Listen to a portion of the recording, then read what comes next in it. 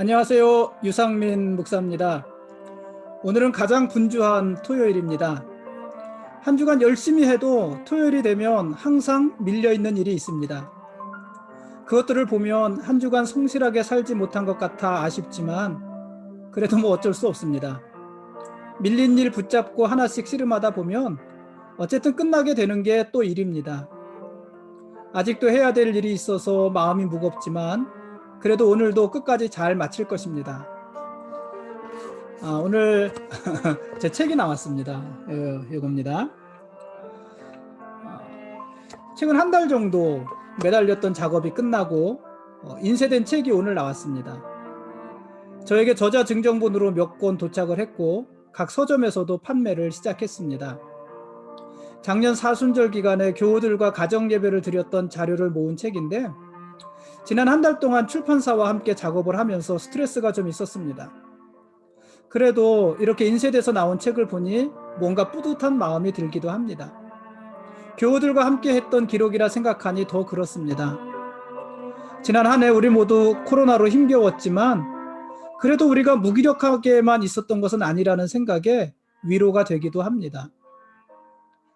제 책을 많은 사람들이 읽지는 않겠지만 그래도 한 분이라도 이 책을 통해서 하나님의 일하심을 보고 마음의 위로와 용기를 얻을 수 있으면 좋겠습니다.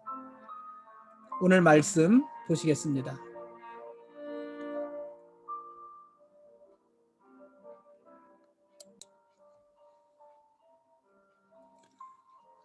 오늘 읽을 말씀은 출애굽기 32장부터 34장까지 말씀입니다. 모세가 시내산에 올라간 지 벌써 오래되었습니다. 시내산 아래에서 모세를 기다리던 이스라엘 백성들은 모세가 더디 내려오자 아론을 부추겨서 금으로 송아지를 만들고 그것이 자기들을 애굽에서 인도해낸 신이라고 합니다. 그리고 그 송아지 신에게 번제와 화목제를 드리면서 앉아서 먹고 마시고 일어나서 뛰어놉니다. 고대 애굽의 멤피스 지역에는 아피스라는 송아지 신이 있었습니다. 헤로도투스의 역사에 의하면은 이 아피스는 평생 한 번밖에 출산하지 못하는 암소가 천상에서 비치는 빛으로 임신하여 태어났다고 합니다. 몸은 검고 꼬리에는 털이 두 겹으로 자라 있습니다. 미간에 사각형의 흰 반점이 있고 등에는 독수리 형상을 한 모양이 있습니다. 애굽의 멤피스 지역에서는 항상 한 마리의 숫소를 아피스로 숭배하고 이 소를 해치는 인간은 미쳐버린다고 믿고 있었습니다. 애굽에는 하토르라는 여신도 있었습니다. 이 하토르 여신은 황소의 뿔을 한 태양의 신 라의 딸로서 사랑, 아름다움, 모성, 광업, 음악 등을 주관하는 신이었습니다. 오늘 본문에서 이스라엘이 금송아지를 만들고 그것을 여호와라 칭하며 춤추고 노래한 것으로 보아서 이들은 아피스와 하토르와 여호와를 혼합해서 신앙화한 것은 아닌가 싶습니다. 아무튼 이스라엘은 여호와 하나님을 송아지 형상으로 만들므로 하나님을 인간의 수준으로 끌어내렸고 자기들이 좋아하는 형상으로 바꾼 것입니다. 그 순간 이스라엘은 왕이 되었고 하나님은 종이 되었습니다. 이스라엘은 스스로 존재하시는 하나님을 사람의 필요에 의해서 만들어지는 우상의 모습으로 전락시킨 것입니다. 사도 바울은 로마서 1장 12절에서 이렇게 말을 합니다. 하나님을 알되 하나님을 영화롭게도 아니하며 감사하지도 아니하고 오히려 그 생각이 허망하여지며 미련한 마음이 어두워졌나니 스스로 지혜 있다 하나 어리석게 되어 썩어지지 아니하는 하나님의 영광을 썩어질 사람과 새와 짐승과 기어다니는 동물 모양의 우상으로 바꾸었느니라. 이보다 더 하나님을 욕되게 할 수는 없습니다. 어떻게 썩어지지 아니하는 하나님의 영광을 썩어질 사람과 새와 짐승과 기어다니는 동물 모양의 우상으로 바꿀 수 있겠습니까? 어떻게 스스로 존재하시는 하나님을 고작 송아지 형상의 우상으로 비하할 수 있겠습니까? 그런데 사람들은 항상 그래 왔습니다. 사람들은 자기들 필요에 의해서 하나님을 찾았고 또 다른 필요에 의해서 하나님을 버렸습니다. 그리고 또 다른 하나님을 찾았습니다. 그게 하나님을 떠난 사람들의 역사고, 오늘 본문에서 이스라엘은 그 역사를 이어가고 있는 것입니다. 이런 이스라엘을 향해서 하나님이 진노하십니다. 하나님이 그들을 진멸시키고 모세를 통해서 더 큰 나라를 이루겠다고 하십니다. 그런데 그때 모세가 이스라엘을 향해 중보하기 시작합니다. 오늘 본문에는 이스라엘을 위한 모세의 중보가 두 번 기록되어 있습니다.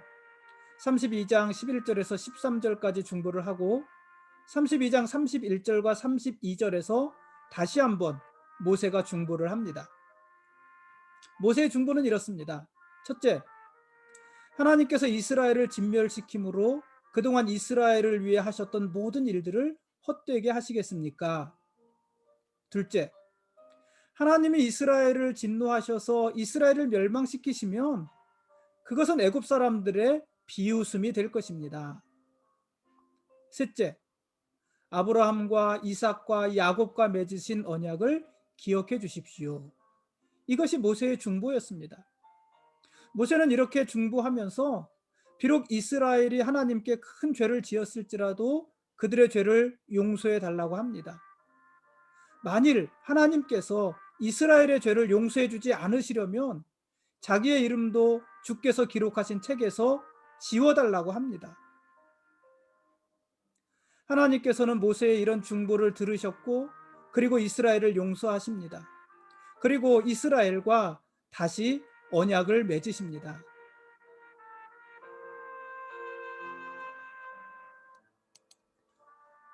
모세의 중보는 이스라엘을 살렸습니다. 그런데 모세와 같은 심정으로 중보를 했던 사람이 또 있지요. 여러분 누군지 아시겠습니까? 바로 사도 바울입니다. 사도 바울은 로마서 9장 3절에서 이렇게 기도합니다. 나의 형제 곧 고륙의 친척을 위하여 내 자신이 저주를 받아 그리스도에게서 끊어질지라도 원하는 바로라. 사도 바울은 이스라엘의 구원을 위해서 중보했습니다. 이스라엘의 구원을 위해서라면 자신은 저주를 받아 그리스도에게서 끊어질지라도 좋다고 했습니다. 이것이 중보자의 마음입니다. 어떻게 이렇게 기도할 수 있을까요? 모세는 범죄한 이스라엘을 용서해 달라고 기도했습니다. 만일 하나님께서 이스라엘을 용서해 주지 않으실 거라면 주께서 기록하신 책에서 내 이름도 지워달라고 기도했습니다. 여러분 이 심정이 이해가 되십니까? 사도 바울은 나의 형제 곧 고륙의 친척을 위하여 내 자신이 저주를 받아 그리스도에게서 끊어질지라도 원하는 바라 그렇게 기도를 했습니다. 내 형제, 내 고륙과 친척 이스라엘을 구원하기 위해서는 내 이름은 하나님께 저주를 받고 그리스도에게서 끊어질지라도 어쩔 수 없다. 이런 기도입니다. 여러분 이런 기도의 마음이 이해가 되십니까? 그런데 이렇게 기도한 또 다른 중보자가 계시지요. 바로 예수 그리스도이십니다.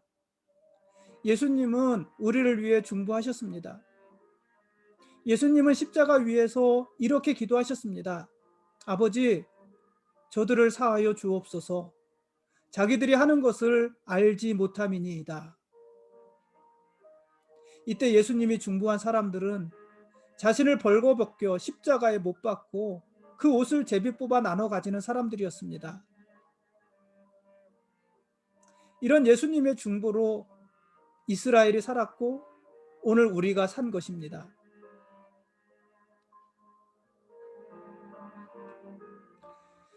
저는 오늘 본문 말씀을 읽으면서 이런 생각을 해봤습니다. 송아지 형상의 우상을 만들어 놓고 그것을 하나님이라고 섬기는 이스라엘을 보면서 하나님의 마음은 어떠셨을까? 어차피 이스라엘 백성들의 수준을 다 아시는 하나님께서 새삼 그 일 때문에 그들에게 실망하셨을까? 그리고 특별히 더 분노하셨을까? 이런 생각을 해봤습니다. 그런데 그럴 것 같지는 않습니다. 그러면 하나님은 왜 이렇게 분노하신 것일까요? 어쩌면 하나님은 이스라엘을 위해서 분노했다기보다 이스라엘을 위한 모세의 중보를 기다리신 것은 아닐까요? 하나님은 모세의 중보를 기다리시고 모세의 중보를 통해서 우리를 위해 중보하시는 예수 그리스도의 중보를 미리 보여주고 싶으셨던 것 아닐까요? 저는 그런 것 같습니다. 어쨌든 이 모세의 중보를 들으신 하나님은 이스라엘을 용서하시고 이스라엘과 새로운 언약을 맺으십니다. 그러나 이스라엘과 새로운 언약을 맺기 위해서는 이스라엘의 이전 언약은 깨어져야 했습니다.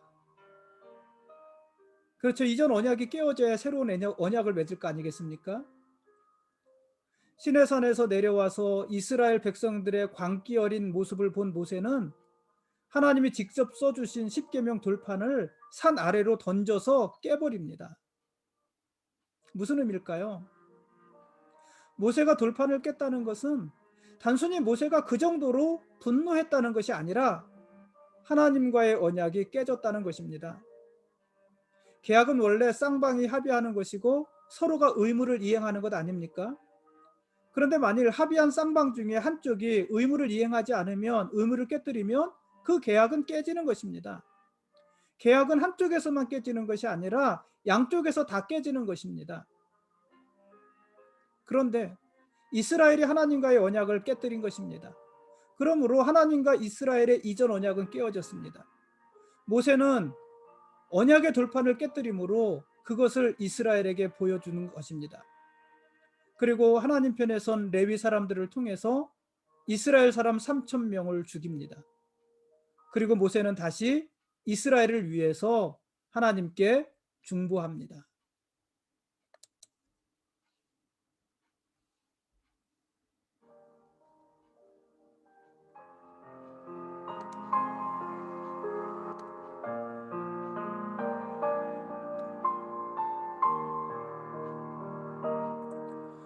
지금까지 출애굽기 32장부터 34장까지 말씀에 대한 길라잡이였습니다.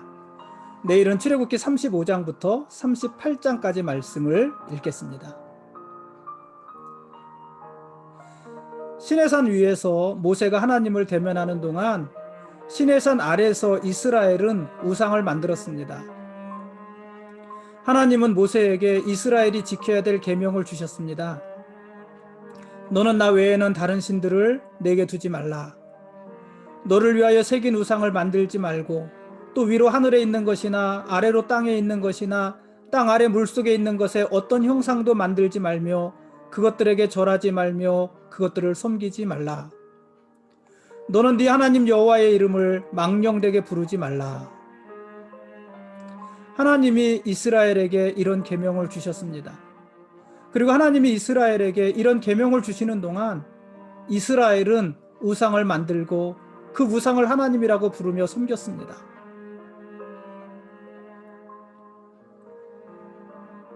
이스라엘은 우상을 만들고 하나님이라고 망령되이 일컫고 그것을 자기들의 신으로 섬긴 것입니다.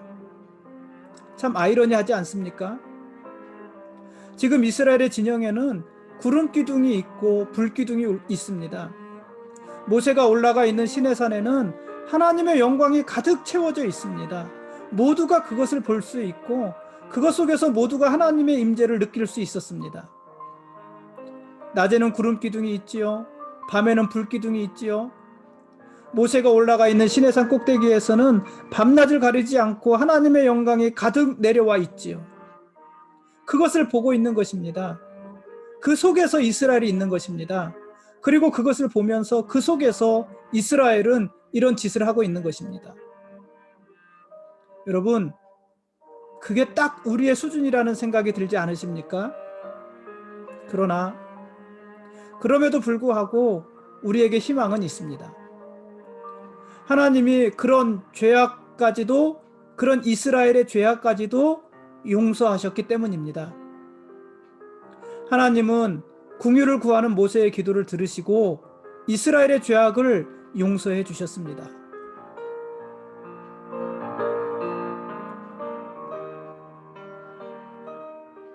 아무리 무거운 죄를 지었을지라도 용서받지 못할 죄는 없습니다. 하나님 앞에 나오면 다 용서받습니다. 그런데 문제는 사람들이 하나님 앞으로 나오지 않는다는 것입니다. 자신의 죄가 부끄러워서 나오지 않고 또 끝까지 하나님을 신뢰하지 못해서 하나님께 나오지 않습니다. 그래서 용서받지 못합니다. 그리고 평생 죄의 삭을 짊어지고 삽니다. 여러분, 하나님 앞으로 나오십시오. 하나님 앞으로 나와서 여러분의 죄를 고백하고 용서함을 받으십시오. 용서받지 못할 죄는 없습니다. 하나님과 새로운 언약을 맺어야 될 이스라엘은 자기들의 몸을 치장했던 장신구를 다 떼어냈습니다.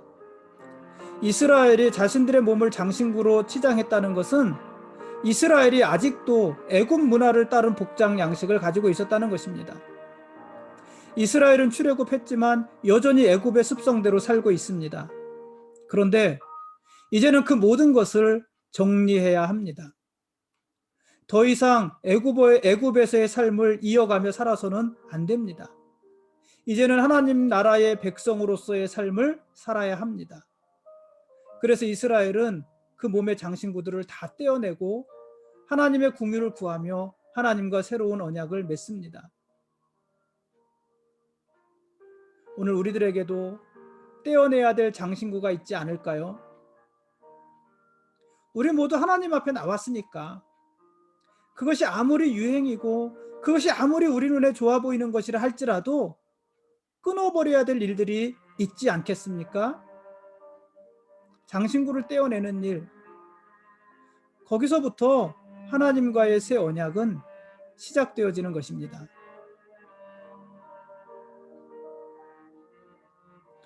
고맙습니다.